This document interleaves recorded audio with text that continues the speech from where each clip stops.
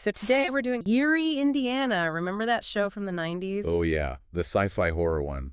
Definitely weird. Totally. This town where bizarre was basically the norm. Let's unpack why it kind of stuck around. Well, what's really interesting, I think, is how it mixed genuine strangeness with, like, normal teenage stuff. Yeah. Being the new kid, suburbia. Right. It wasn't just aiming for cheap scares. There was some smart commentary tucked in there, wasn't there? Definitely. You had the creators, Jose Rivera and Carl Schaefer. And Joe Dante from Gremlins. He was a creative consultant. Yeah, that tracks. You can kind of see his influence. So the setup, kid named Marshall Teller moves to Eerie, Indiana, population 16,661. Very specific. Yeah. And he immediately notices things are off, like really off. And his buddy Simon Holmes is kind of the only other person who sees it or believes him anyway. So they're investigating stuff like, what, intelligent dogs? Yeah. Plotting world domination, apparently, and like a tornado hunter who thinks he's Captain Ahab. Right. And urban legends. Bigfoot, Elvis.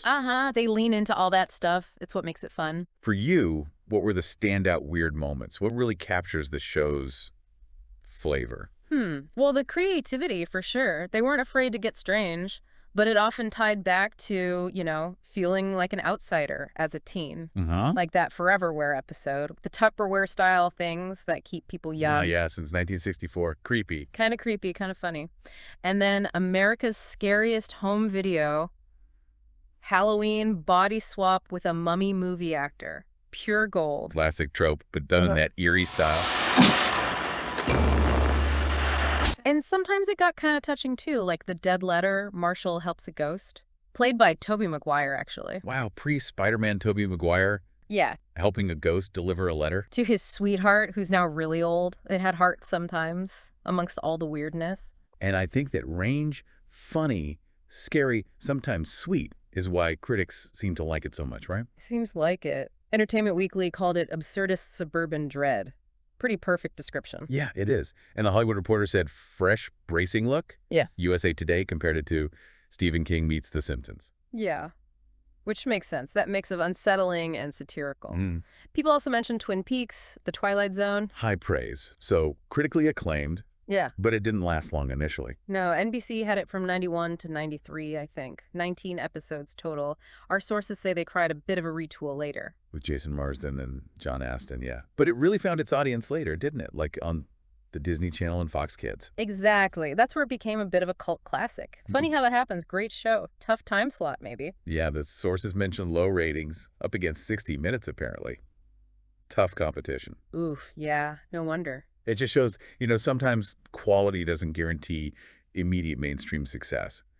But a unique voice finds its people eventually. Right. And it even inspired a spin-off later, Eerie, Indiana, the other dimension. So the ideas clearly had legs. So the takeaway on Eerie, Indiana is what? A unique blend for its time. I'd say so. A really bold mix of horror, sci-fi, humor, aimed at a younger crowd, but smart enough for adults. It explored growing up in a world that often feels, well, kind of eerie anyway. Even without the talking dogs. Exactly. Which, leaves you thinking. If a place like Eerie, Indiana, all nice and normal on the surface, could hide that much weirdness. Yeah. What other ordinary places, maybe even our own neighborhoods, have these strange, unexpected stories hiding just under the surface? Maybe the really eerie stuff isn't so far away after all. Something to chew on.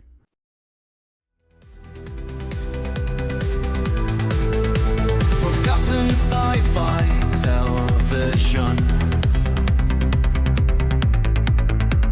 Join us on a new expedition,